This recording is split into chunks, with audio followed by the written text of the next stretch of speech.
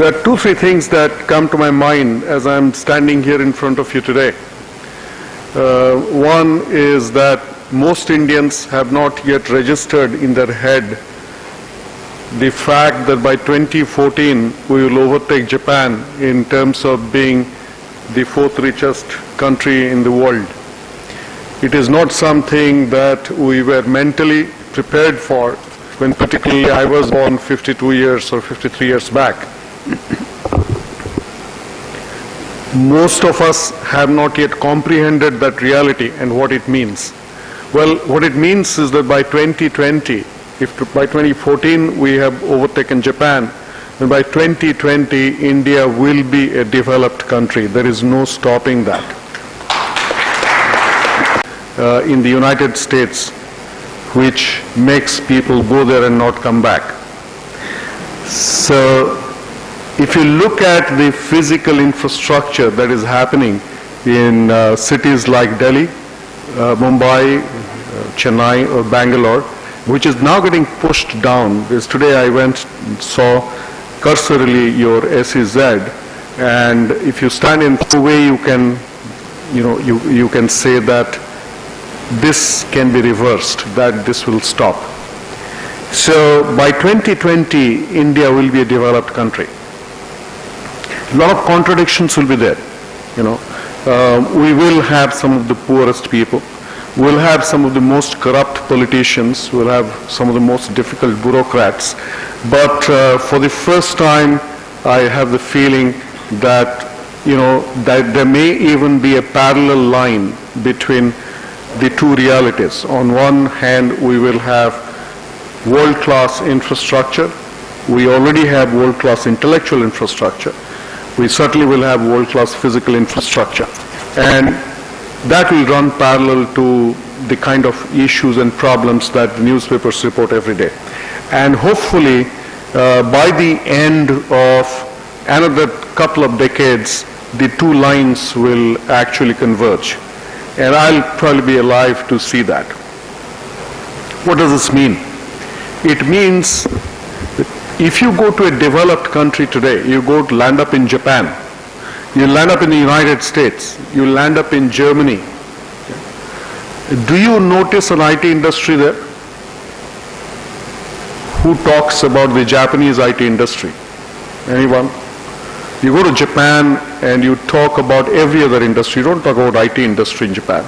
You go to the United States and there's no IT industry that is the cynosure of the media there. You go to Germany, they come and they buy whatever IT they need from us, or if can't fulfill it, they will go to China. What this means is that this overhype and over-glorification of one sector will get neutralized by many other sectors that will come and play a world-class game. I'm saying this very intentionally in an ICT conference, basically because most people who have anything to do with IT in this country think that IT is the be-all and end-all of life. It isn't. Second thing is, you talk to anybody who has got anything to do with IT, the fellow is trying to build the next search engine. Okay. The fellow is talking about cloud computing. And the fellow is talking about esoteric stuff like software as services. I think they are completely unimportant things.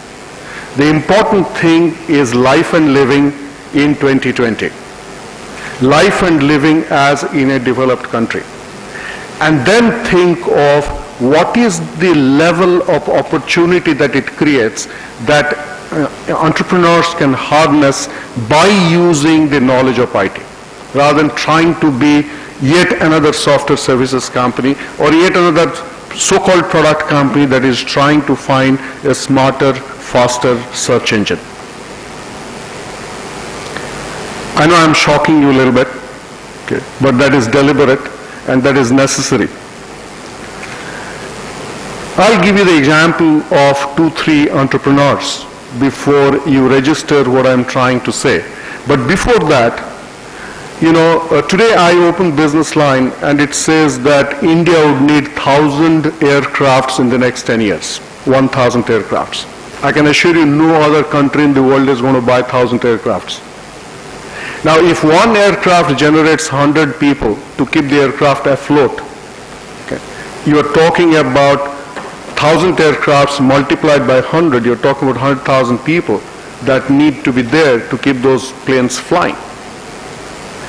So the dimensions of a developed economy in terms of transportation, in terms of healthcare, in terms of housing, in terms of hospitality, in terms of every other aspect of life that needs to be delivered to just keep a developed economy running has not sunk in the mind of most educated people.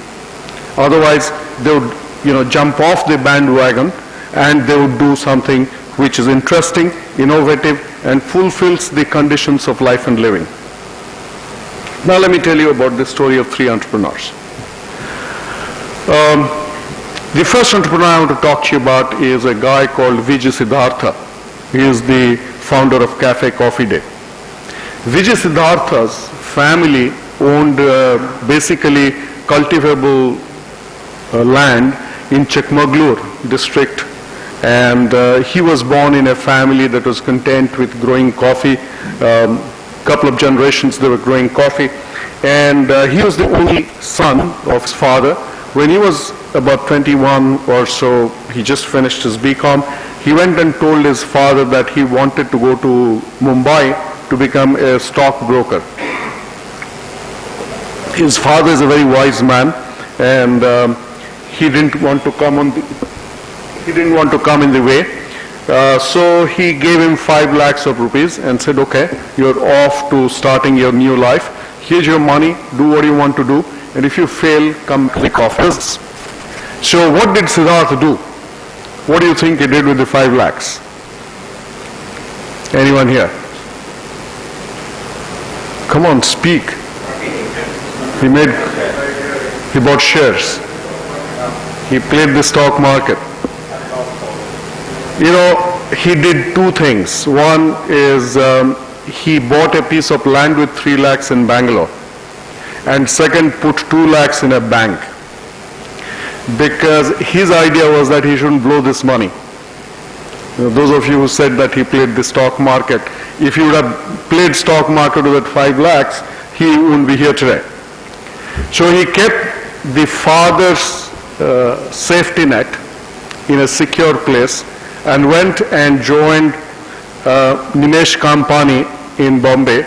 He actually took a bus to Bombay, got down, stayed in a shared hotel, which means that he stayed in a room and the bathroom was shared, went, introduced himself and said, I want to learn about stocks, and worked there for nearly two years.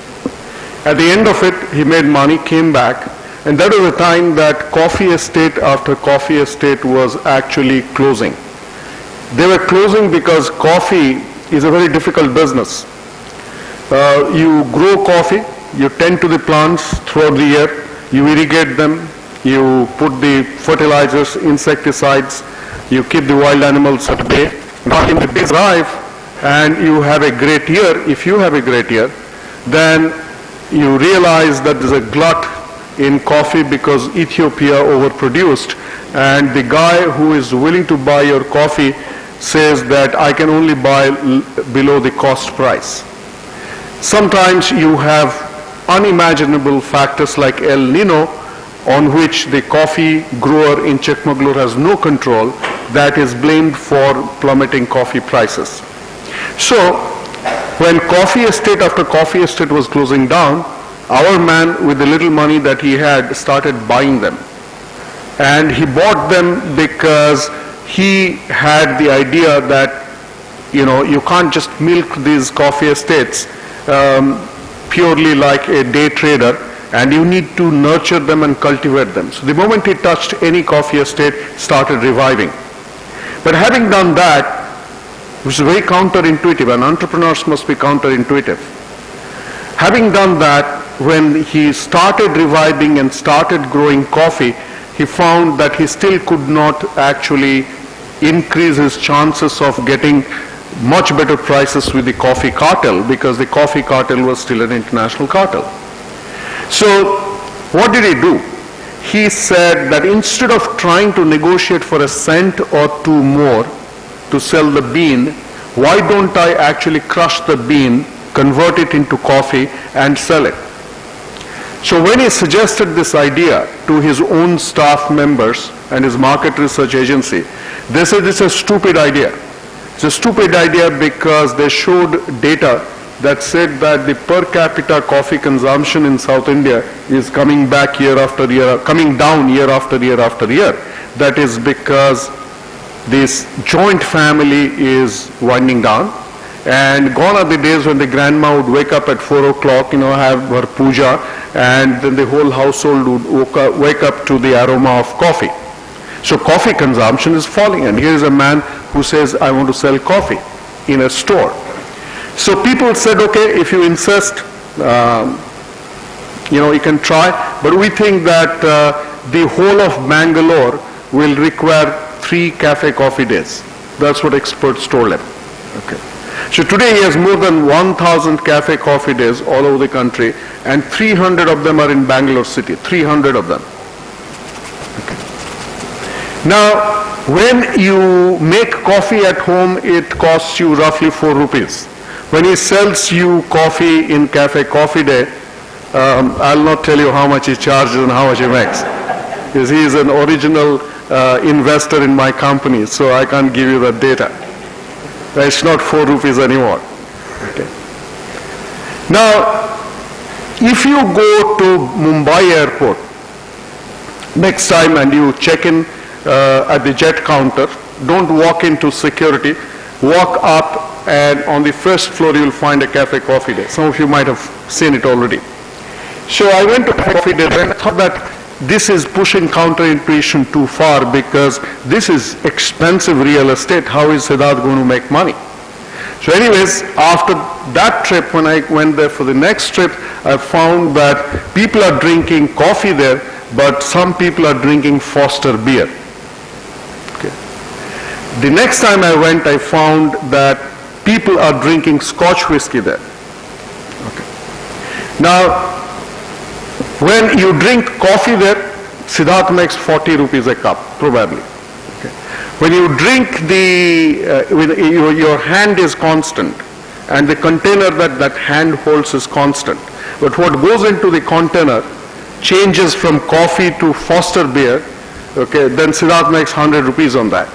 If you're a drunkard and you're drinking Scotch there, you don't even count how much money is he making. The fundamental question is, what is the raw material of his business? Many people would begin and end their entrepreneurial journey thinking that the coffee bean is the raw material of his business.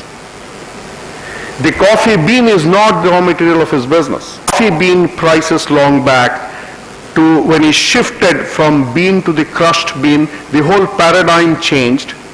And when he shifted from coffee to Foster beer, the raw material of his business now is real estate. He's a smart guy, let me tell you that. He's a smart guy because he's seeing the world like this. He didn't tell me this, I'm only making my own conjecture. You know, what percentage of Indians pay income tax?